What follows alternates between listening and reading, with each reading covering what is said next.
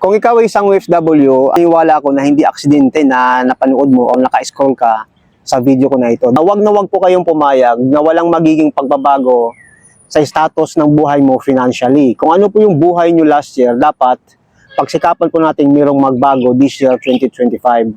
Alam niyo po ba na pwede kayong kumita ng additional income, 20 to 50,000 potential income per month by simply doing the copy-paste program?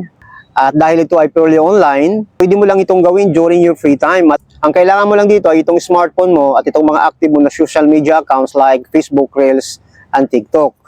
Alam niyo ba yan, hindi na kailangan ditong maging vlogger, content creator, o mag-affiliate marketing, or no need ng maraming followers. Para makapag-start kang kumita dito, kailangan mo lang ay magkaroon ka ng tinatawag namin na user ID para makonekta ka sa online system na ginagamit ng community.